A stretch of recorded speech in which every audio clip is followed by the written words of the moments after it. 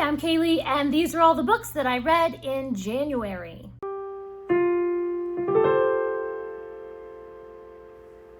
I read 24 books in January. I read 3 YA fantasy, 1 middle grade, 5 manga, 1 nonfiction, 1 classic, 8 picture books, 2 mysteries, 2 children's books, and I DNF'd a book.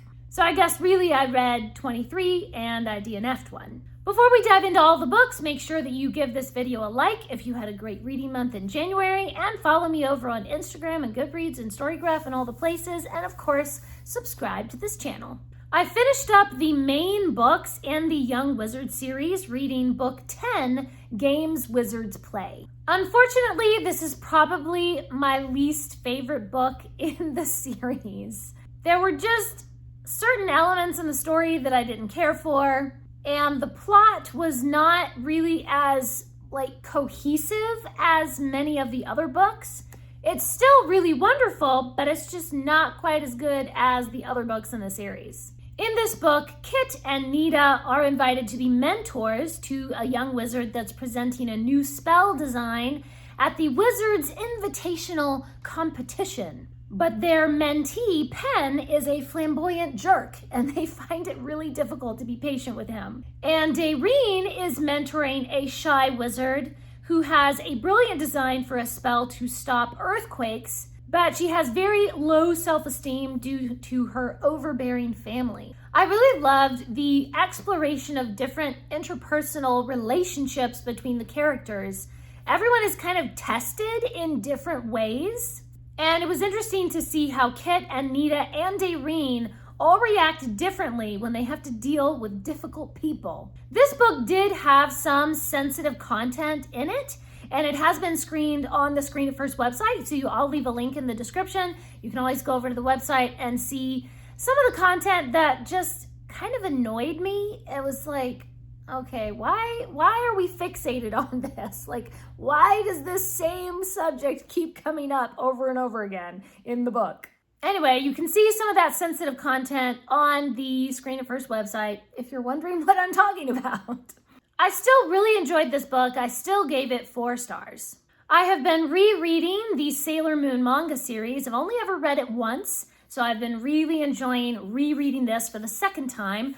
And so far in January, I have read volumes 1 through 4 of the Eternal Edition. These are the collector's editions. Sailor Moon is very nostalgic for me because I loved the Sailor Moon cartoons when I was a kid.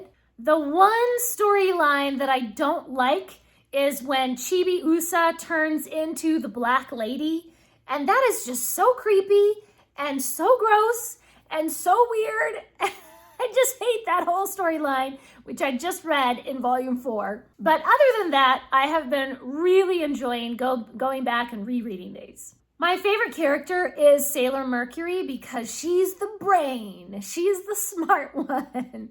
But I also really love Sailor Moon, of course, and Sailor Mars. And I really love Sailor Pluto. Actually, they're just all my favorite. They're just all my favorites. And I'm planning on continuing little by little reading through the rest of the manga series in the next couple of months. The nonfiction book that I read was The Highly Sensitive Person: How to Thrive When the World Overwhelms You. I am a highly sensitive person myself, and so I was interested to learn more about this personality trait. First, the book spends some time explaining what high sensitivity actually is and what it isn't. And then it gives some advice on how to navigate this unique ability. The book focuses a lot on how Western culture tends to prize extroverted personalities and judges those with quieter, more sensitive personalities. And it talks about both the weaknesses and the strengths that come with any personality trait and how to lean into your strengths and minimize the difficulties with any weaknesses. I found most of the book to be helpful and hopeful, but some of the focus was on overcoming abuse, and there are a lot of these anecdotes about horrible things that people went through. It was just really horrible things, though, that happened to these people. And I suppose those things need to be addressed so that the author can help people that have had many different experiences. But I found it very disturbing to read about because I'm highly sensitive. So yeah, I did not enjoy reading this book. It was disturbing. Overall, there is some good advice in there, but most of it I had already heard from other sources. So there wasn't really anything new in here for me. This book is just okay. I ended up giving this book 3 stars. Not horrible, but not the best. I read The Baker Street Mysteries, The Mystery of the Yellow Hands. So this is about 3 boys who sell newspapers on the street corner in London, and they are hired by Sherlock Holmes to help track down some kidnappers. This book was just okay. The plot is fine, but the mystery isn't really that great. The writing is fine, but just not anything special. The characters are kind of one-dimensional. Even Sherlock Holmes is kind of just lacking the wit and the energy of the original. There was one scene that I liked where one of the characters talks about how God is watching over all of the orphans that I thought was just like really sweet, really touching. But other than that, the rest of the story is mostly forgettable, so I gave it 2.5 stars. I read the first book in the Arthur series, The Seeing Stone. So Merlin gives a seeing stone to 13-year-old Arthur de Caldecott, and he sees a vision of young Arthur Pendragon pulling the sword from the stone and becoming King of England. So the Arthur from 1199 is watching visions of King Arthur from hundreds of years before, and he begins to realize that events in his own life are mirroring those of kind of his previous reincarnation. I just hated this book. It has a lot of really inappropriate content in it. And for some reason, I see it being reviewed online like as a children's book, as if it was middle grade or something. I guess because the main character is 13, but this is definitely not appropriate for 13-year-olds. Like this is adult content. So this is another one that has been screened on the Screen It First website, so you can go over there and see if you think it's appropriate for you or your child to read. Other than that, I did not like Arthur's character. I hated the writing structure, which is like he's writing in a journal. That's the narrative style. And I really hated that it is written in present tense. That just got on my nerves so bad. It just got worse and worse as it went along, so I gave it 1 star. And I read Midnight for Charlie Bone. I have read the Charlie Bone series only one time before, and it's one of my favorite series, so I decided, you know what, this is the year to reread Charlie Bone, and it's even more wonderful than I remembered. So Charlie discovers that he has a magical ability to hear voices from people in pictures or photographs. So his evil aunts are delighted because now he can attend the prestigious Bloors Academy, but Charlie is not sure if his new school is really a nice place. He meets some good friends, but there are also some evil mysteries at Bloors Academy. The plot is just so wonderfully imaginative. I love the whole like magical abilities system where each person has a different type of ability. The characters are really endearing and funny. I just adore this entire series. I love the mysteries. I love the writing style. It's just fantastic from start to finish. I give Charlie Bone 5 stars.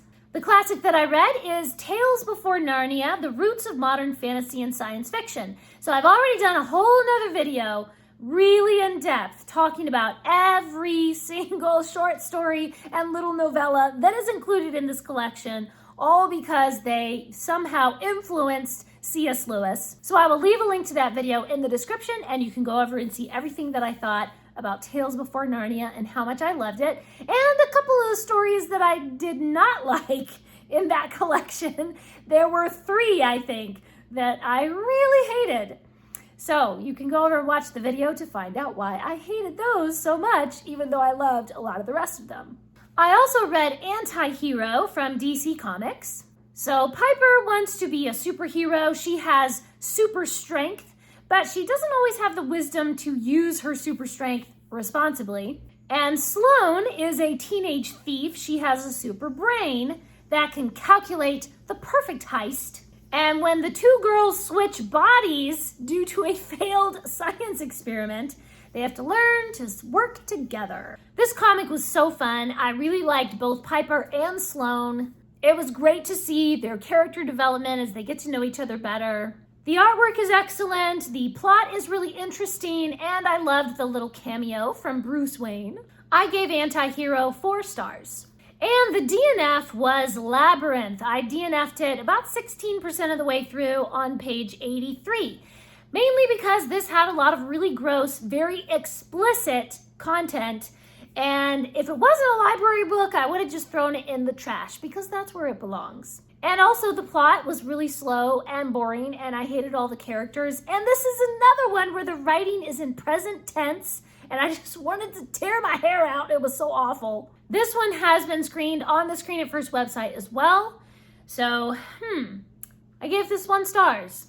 It deserves like -5 stars, okay? I wish we could give negative stars. Wouldn't that be great? Some books deserve negative stars. Nasty.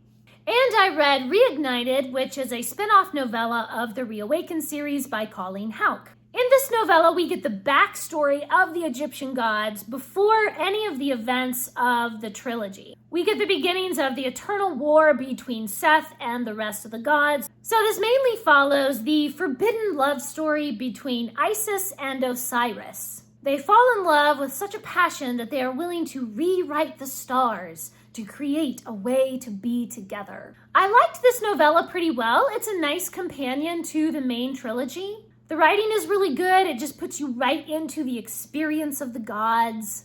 I really loved how it made these beings with huge cosmic godly power to be really relatable because you can kind of feel their emotions and their motivations and everything. I liked this one and I gave it 4 stars. The rest of the books in this video are books that I received for free from a publisher in exchange for a free and honest review.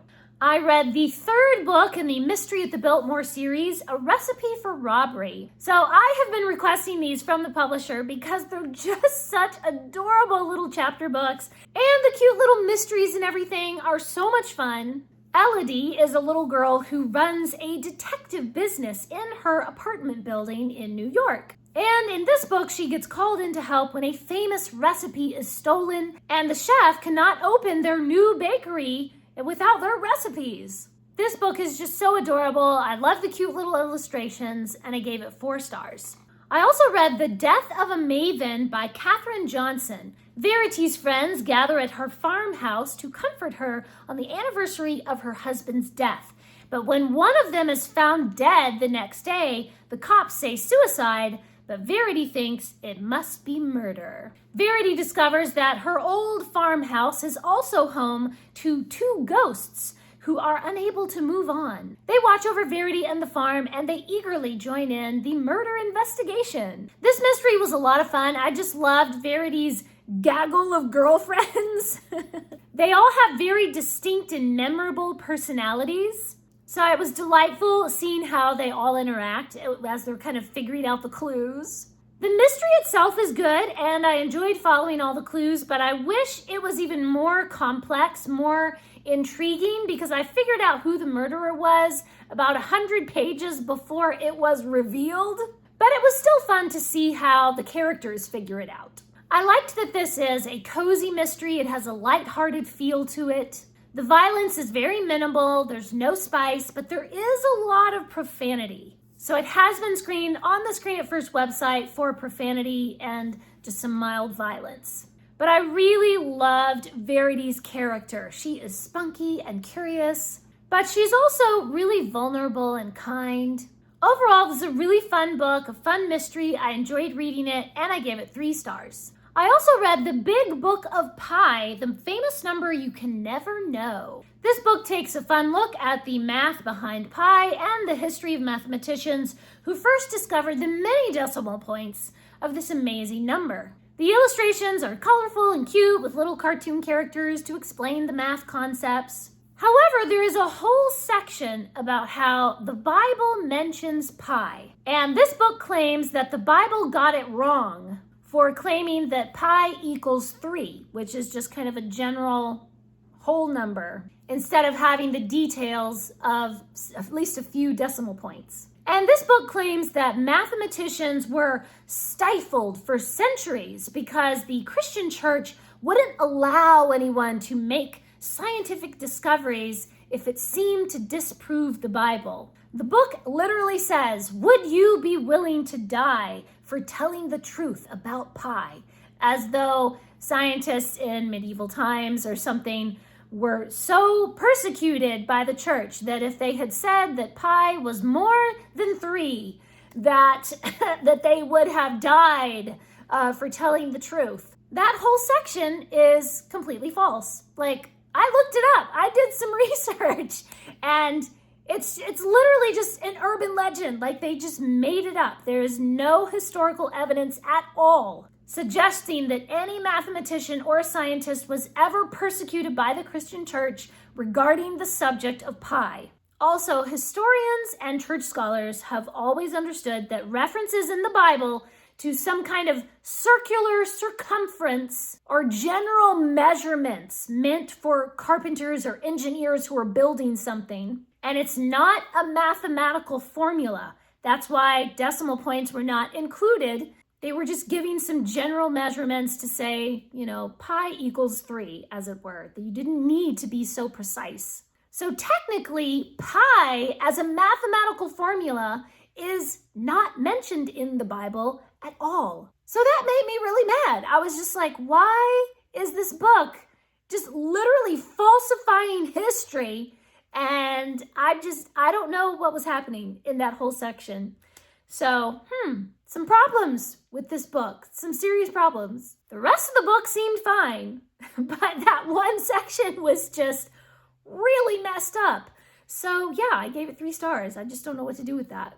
I read a little children's graphic novel called Trial and Error. This is about a plucky ant named Sawyer who starts up her own lawyer's office and takes cases from animals who are having some legal trouble. Sawyer does her research and gathers the facts and studies the laws to help each of her clients, either through mediation outside the courtroom or by presenting evidence and testimony in court before Judge Wise Owl. This was completely delightful. It was so fun to see how, kind of courtroom concepts and how a courtroom functions and how lawyers bring evidence and call witnesses and stuff like that. It's all explained in a very simple way for children to kind of, get a little taste and kind of understand how does the legal process work. And also it was just really hilarious because the cases are like this pig that thinks his pigsty is too clean and a chicken that gets a ticket for jaywalking across the street and a snail that gets a speeding ticket for going too fast. So it was just so adorable, so cute. I loved the art style. I loved the little story, and I loved the plucky ant, Sawyer the lawyer. 5 stars, adorable from start to finish. I also read several picture books that I really enjoyed. I read Hide and Seek History, and you have to lift the flap to see all the different little factoids about the Vikings. Very cool. I read How Do Hurricanes Have an Eye, a book about natural disasters. I read Mr. Norton's New Truck, where Mr. Norton's animal friends help him to repair the old truck. I read Don't Do It, Doug, where Doug is a hamster who has no impulse control and he always pushes the red button or pulls the lever or whatever you're not supposed to do. Doug is probably doing it. And I read Attack Bunnies, where the bunnies attack with hugs and baked goods and kind words. It was so cute.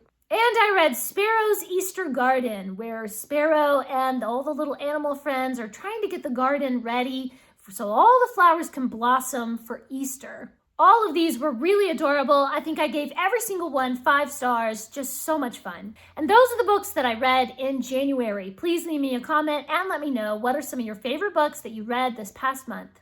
Thanks for watching. Please subscribe and remember, the right book in the right hands at the right time can change the world.